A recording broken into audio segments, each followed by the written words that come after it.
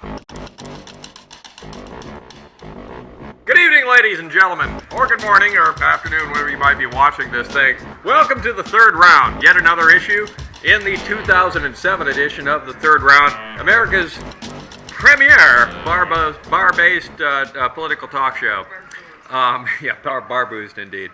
I'm your host, Pat Clark, and with me this evening, a selection of new expert opinion makers. Heather Sage, Khari Mosley, whom you've seen before, and Andrea Boykowycz, or Andrea. I believe that is user-friendly choice, right? It's entirely user choice. Anything but late for chow. All right off the bat, we're going to get right into it. We're going to talk about the hard-hitting issues. Okay, so, first of all, thank God we're over the fucking arena stuff, right? Now that that's all done, I only have two questions.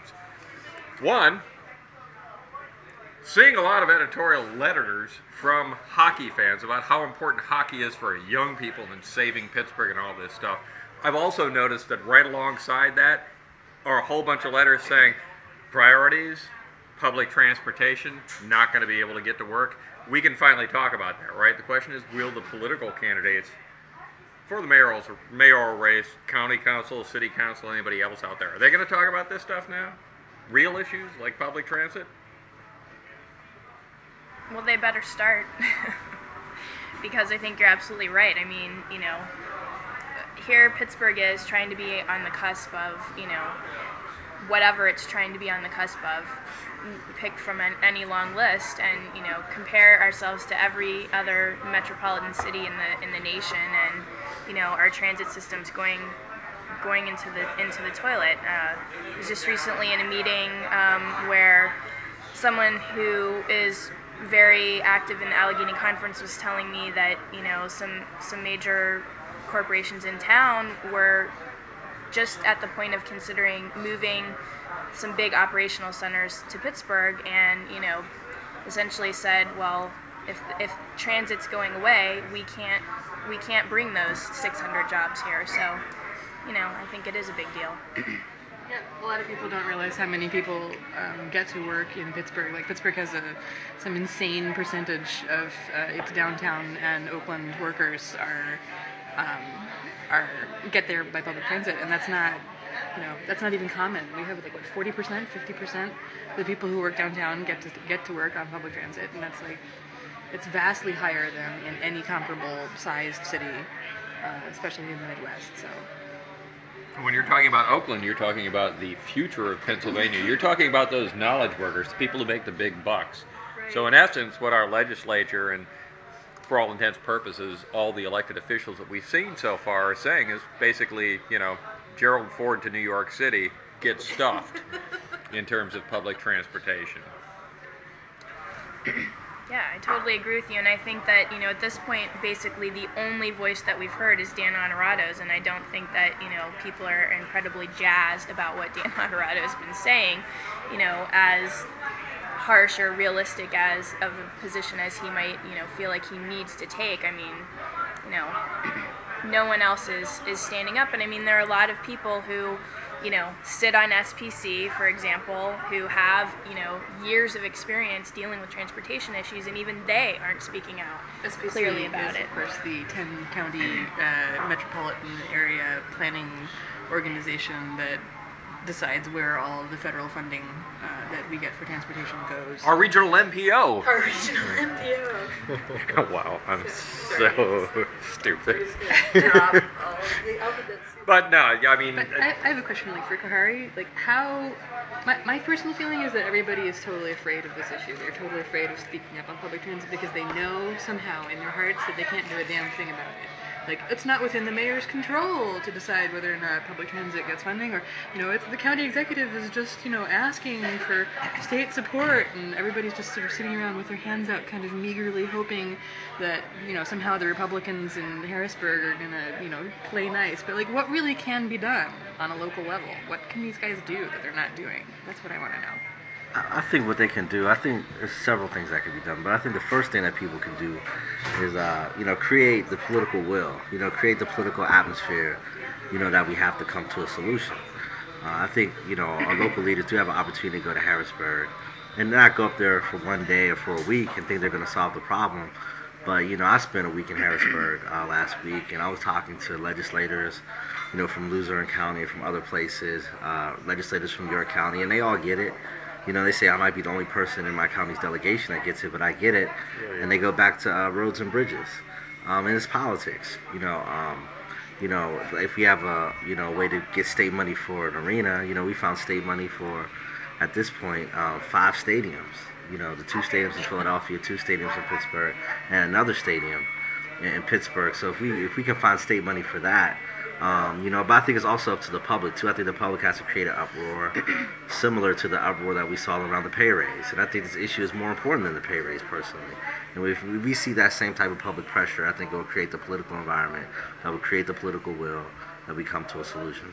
Well, I think one thing that's really unfortunate is that, people in the public who have been for years now and who are currently, out there pounding the pavement and, knocking on the legislators' doors are sort of the same group of people that we've seen over and over again. There's so many other people, as you said, who depend upon transit, and all of these corporations and, all of these small businesses, around everywhere that literally are depending upon this, and they're just silent on the issue. So, I think, there's a lack of, some failure of leadership to, come out in front of it, but there's also just this utter lack of, leadership from the corporate and nonprofit worlds, in Pittsburgh that clearly are depending upon this for their workers, who aren't coming forward and, saying anything about it. And I think it's really, I think it's the wrong debate to be having is, don't cut any route. I don't see that as being like the most, I don't know, I just don't see that as being like the real problem, It's not really about this route or that route. Yes, that's obviously a problem for those people that are living on that route. I'm not trying to minimize that, but I just think it's a larger scale thing than that, and so we're kind of missing sort of the crux of the big picture. No, I don't think we need to denigrate what the Allegheny Conference has been doing in terms of the for-profit sector. But I might add that I really haven't seen anybody in the for-profit sector step to it. When we went through the last, hillbilly crisis period for public transportation, Marty McGuinn wrote Don Walco a letter that said, "You guys got to be nuts. I just dumped however $100 million into building a back-end center in Pittsburgh based on transportation. And you're not going to take away that investment through not funding public transportation." I don't know if the Allegheny Conference's current head has gone to that level and written that letter, but that letter needs to be written. I'd also challenge the business sector as to why nobody has said, so if one of the issues around transportation is funding, why don't we start figuring out how we can spend money to give our workers bus passes? There's a new revenue stream for public transportation in our region, and it also takes people off the roads at a time when gas is $2.59 a gallon and rising. Haven't seen any of that. Haven't seen any leadership. Nothing from the universities that have $1.3 billion endowments at this point. Nothing from the University of Pittsburgh Medical Center. Right, that's what I'm saying. They're all missing in action. Right, there's such a host of intertwined issues. The region is out of compliance with air quality. Our asthma rates are through the roof. We've got lost work time that you accrue from the fact that, you're home with your kid 2 times a week because of the asthma attacks, or you yourself are having an asthma attack, or your elderly, aunt or mother is, Would it benefit the region to have the EPA sue us as they did Atlanta and get us to get into compliance? I don't know. Could be. Well, Mary Beth Buchanan, perhaps, should step to it on behalf of the administration. Start taking it to us. I'm curious to see what the transit union comes forward with in terms of their recommendations.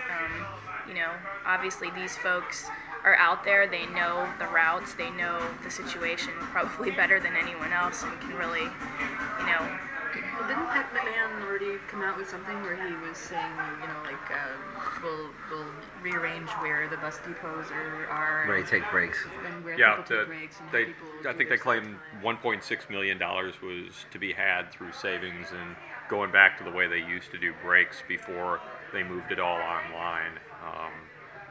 For some reason, what they were alleging was that the computer system for managing breaks that the Port Authority has is actually less efficient than the paper-based system that they used to have in terms of being able to handle complex things in terms of who's going to take a break when and how.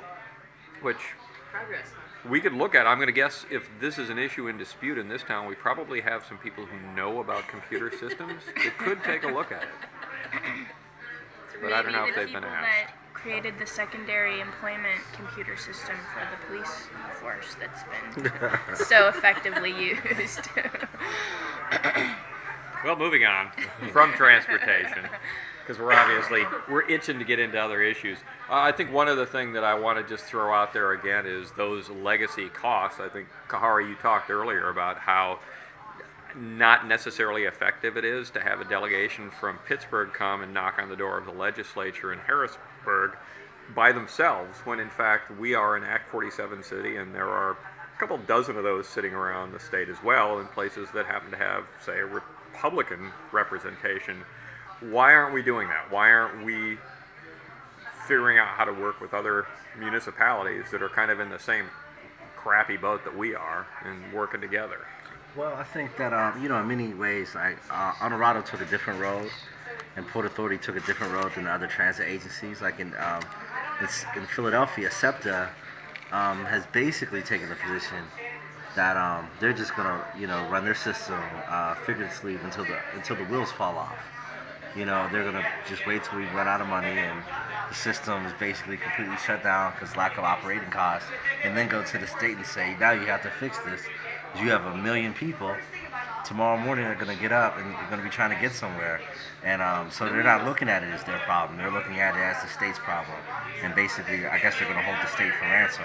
Where in Allegheny County, Dan Honorado and Steve Bland took a whole different approach. Where they're going to position themselves to say, we made the tough decisions. For whatever, political reason they made that decision, they're going to take, much more fiscally conservative stance.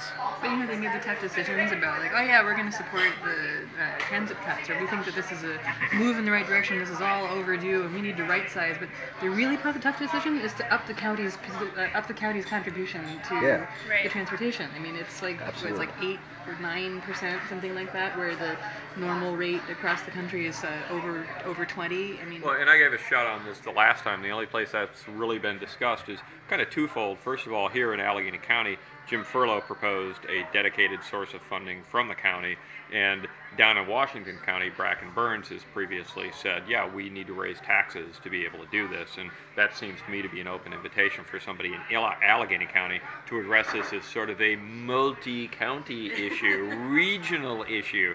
And it's amazing to me that major civic organizations like the Allegheny Conference spend so much time and dollars to send people around the country to places like Minneapolis and St. Paul and Boston, Massachusetts to do benchmarking and to look at the better solutions that come through regional approaches to planning. And yet when you've got the biggest crisis facing the city, outside of course, the Pens, nobody's talking about this. What is that? Well, Ken Zapinski's been showing up at all of these PAT hearings and saying the same thing over and over again, saying, we at the Allegheny Conference think that this is far overdue and this is a step in the right direction, and Well, what's the next step? Isn't the next step to have a regional approach? Once we've cleared the decks completely and we have we can afford to run our buses even if what we're doing is just a little skeleton of what we ran before, then we can take the time to actually analyze what the needs are in the area. Well, if you're talking about right-sizing and running things like a business, there's two things about a business. You've got to have cost savings and revenue, and nobody's talking about revenue. Exactly. I think that's what's wrong, with the cuts as they stand. People said, oh, there's a problem. until they really diagnose like what the problem is and where all the inefficiencies in the Port Authority system, or where the inefficiencies are from a 6-county standpoint. They decided to cut over 100 routes in the Port Authority system without really seeing, if these are the best routes to cut. I mean, if you look at the scorecard, some like the 500, I don't think that would be a route to cut. I mean, it runs from Bellevue all the way to Waterworks. It seems like it's always a lot of traffic on that bus, and the 28X is another route I wouldn't like. Doesn't make sense to cut. 28X is right here. It'll come back. Well, the 500X is a good example, though, because that is something that was designed as sort of an innovation and efficiency in that, as opposed to doing the spoke and hub thing, they went right through the hub all the way to the other side of the wheel.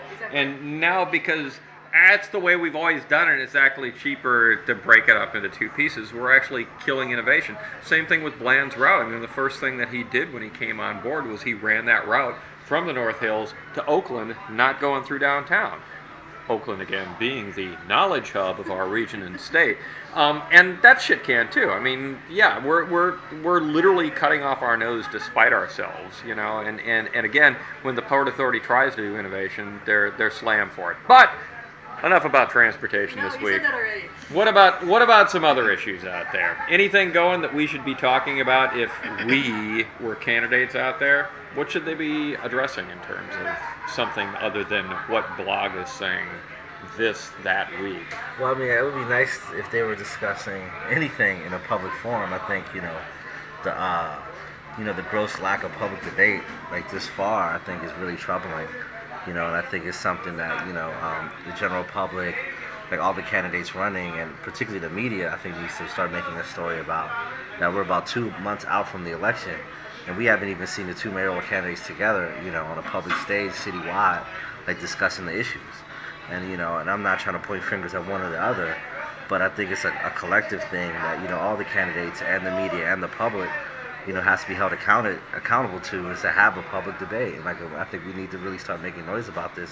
And we want to see these two guys together on stage, or two gals, or two whoever on stage talking about the issues, because it is an important time in our city. Damn straight. Not much to add to that. So sorry, Pat. That's Nobody's calling us to offer, but yeah, I mean, I know the league itself had trouble scheduling with at least one candidate. A debate recently. Have you had any? One of two candidates. Has that candidate, the almost incumbent, actually come back and said, "Yeah, we want to have some time to talk to young voters"? Now they're still looking at the schedule. That schedule is such a damned hard thing to do. Now that we need some software for. And again, I think in this for town, the mayor's schedule, we have got the mayor's capabilities. schedule, All political managers. the secondary employment program. So what else? Bus drivers taking breaks. What do we have? What do we have in terms of opportunities out there with other city council, county council positions?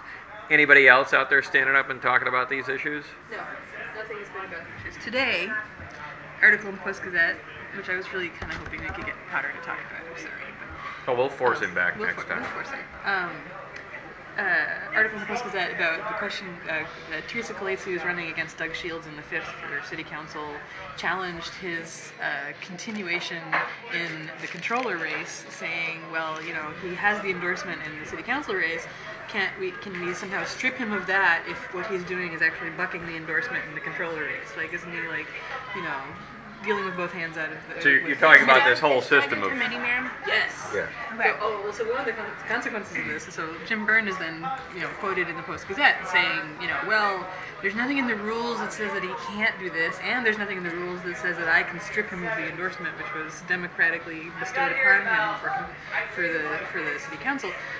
But it's not good, and moreover, the people, the committee people need to ask themselves, and the voters need to ask themselves, why would you try so hard for the committee endorsement and then ignore it and continue to run in the primary? Why would you buck this? So cheat? what you're calling into question the whole Cliff Notes cheat sheet system of party nominations in this town, then? There's no Cliff Notes anything. I mean, there's no discussion of any kind of issues. Doug Shields stood up in front of my ward, for instance, and just said, a whole bunch of I've been a friend of Bob O'Connor for my whole life kind of stuff that didn't have anything to do with the controller race, didn't have anything to do even with the city council race. Just, it's all who you know, it's all who you work for, it's all how many hands you've pressed, and, I don't know if those little gifty poos that they send out to everybody actually make any kind of difference, but, like, it's fluff, and there's no substantive analysis of any kind of what these people are actually offering. And so, like, that's what you come out of the endorsement. You'd think you come out of the endorsement with all kinds of information about what the people who had been vying for the endorsement actually stand for, because, that would be, in theory, what the endorsement is based on, but it's not there at all. Like, the committee people have no idea what these people stand for either. So, like, how qualified are they to bestow the sort of, the blessing upon any given one of these candidates? Well, I mean, it brings up a number of questions. A, you're saying the committee people don't really know, who they're endorsing. Well, then, do they really even care? I mean, do they care at all? I mean, I think what you were alluding to is, should there even be an endorsement? I mean, we've had, some discussions before about whether there should or shouldn't be an endorsement at all. And, then there's sort of this whole ongoing, long-standing, traditional threat of, if you are a committee person and you're not supporting the endorsed candidate, then you will be removed as a committee person. So, there's sort of a number of things that I think we could sort of pick apart here. Well, I think one of the things that needs to be said is that this is the way it's always been done. On the positive. Always. It's just the way it works. Well, except, actually it was done a little bit different up until the 70s. From when Davy Lawrence took over to the 70s, actually there was an executive committee of the party that actually chose the candidates. And it was about maybe, There was a platform, wasn't there? There was a committee, sort of like a set of policies or values, and they were evaluating candidates based on how congruent they were with what the committee wanted. And so there was some analysis. of some kind of, Right. content. So you're saying this isn't the way it's always been done? It was, So it things- was even more so back then. Because That could change. Like, they would have a discussion, and then Davy Lawrence, after the discussion, would say, okay, this is, by consensus, this is our slate. And then they would come out of the room and tell the 2,500 committee people in Allegheny County, like, this is who you're supporting. Well, and So there wasn't even any democratic part of that. but similarly, there's some huge seismic shifts going on in the way that we're picking presidential candidates too as a party. That used to all be done in smoky back rooms. You can ask Harry Truman how he ended up where he is. Now we've got a primary system, and that primary system is pretty much going off the rails this year. Nobody knows what's going to end up happening. Is there any possibility on a local level to change, reform, look at the way we're doing things and update it? Say, adding issues and platforms and stands? Isn't that what Jim Burns said he was going to do when he came in? No. He Jim Burns wasn't said saying he was going to reform anything? he said he was going to reform things by making the rules more consistent and more enforceable, and making sure that everybody was like on the same page with those More rules. party discipline, right? More party discipline. That's right. And it's like, well, okay, we don't think that means this and that. And So if he's not kicking Doug Shields out, then he can't kick anyone else out, period. I mean, there's no way. he has no power. So he's done. Yeah, and I don't see how it could stop a committee person or a ward leader for supporting a candidate that's not endorsed when there's a committee man who's running against the endorsement for control.